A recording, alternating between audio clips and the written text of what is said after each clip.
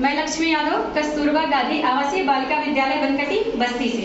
आज हम लोग विज्ञान में एक नए अध्याय के बारे में बातचीत करेंगे जिसका नाम है blood circulatory system in human being. अगर हम बात करें ब्लड सर्कुलेटरी सिस्टम का तो उसे मुख्य रूप से 3 भागों में बांटा गया है। पहला है ब्लड वेसल्स, दूसरा ब्लड और तीसरा है हार्ट। आज हम लोग मुख्यतः जो बातचीत करेंगे वो ब्लड वेसल्स यानी रुधिर वाहिनियों के बारे में बातचीत करेंगे। ठीक? Yes ma'am. रुधिर वाहिनियों को अगर देखा जाए तो इसे मुख्यतः 3 भाग में बांटा गया है।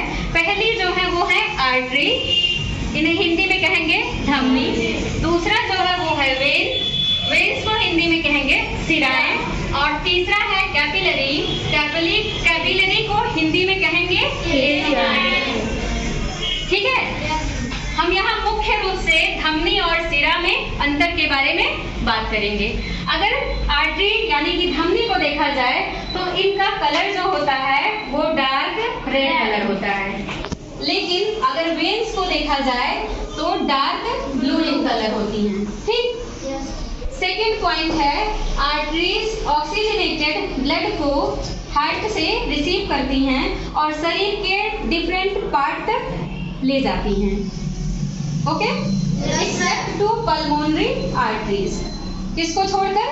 पल्मोनरी आर्टरीज यानी फुफ्फुस धमनी को छोड़कर। दूसरा पॉइंट अगर हम वेन्स में देखें तो वेन्स जो है वो कार्बन डाइऑक्साइड युक्त रुधिर को शरीर के विभिन्न अंगों से लेती हैं और उसे वापस हृदय तक लाती हैं।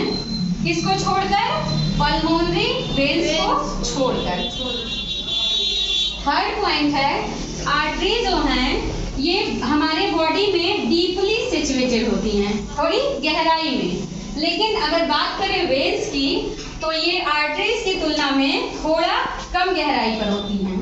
इसकी तुलना में आर्टरीज की तुलना में वेन्स जो है वो शरीर में थोड़ी कम गहराई पर स्थित होती हैं।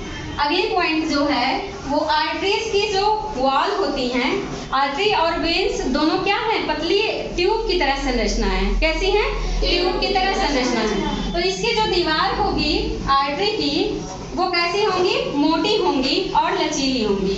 Walls are thicker and flexible. लेकिन अगर वेन्स को देखें तो walls are thinner and less flexible as compare to arteries. यानी आर्टरीज की तुलना में वेन्स की वॉल्स पतली होंगी और कम फ्लेक्सिबल होंगी। नेक्स्ट पॉइंट, आर्टरीज में ब्लड जो है वो प्रेशर के साथ फ्लो होता है। यानी जब आर्टरीज में रुधिर चलता है, बहता है, तो उसकी जो वॉल्स हैं उस पर क्या होता है? प्रेशर अप्लाई होता है। ठीक? लेकिन अगर वेन्स को देखा जाए तो वेन्स में ब्लड आर्टरीज की तुलना में कम प्रेशर के साथ बहता है। ठीक? आर्टरीज की अगर वॉल्स देखें हम लोग तो इनकी वॉल्स जो होती हैं आर्टरीज की वॉल्स में, ठीक है, आर्टरीज की वॉल्स में वाल्व क्या होता है? एब्सेंट होता है। वाल्व क्या होता है? एब्सेंट होता है। लेकिन अगर वेन्स की बात किया जाए तो वेन्स में क्या होता है? वाल्व क्या होता है? प्रेजेंट होता है। वाल्व क्या होता है? प्रेजेंट होता है। ये वाल्व इसलिए प्रेजेंट होता है क्योंकि जब ये वेन्स शरीर के विभिन्न अंगों से रुधिर को रिसीव करें, वापस हृदय तक ले आएं, तो कहीं बीच में प्रेशर डिफरेंस क्रिएट होने के बाद रुधिर वापस अंगों में ना चला जाए।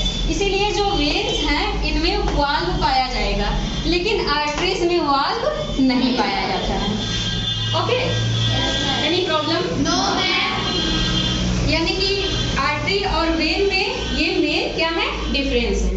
ठीक है? Yes ma'am. Any problem? No ma'am.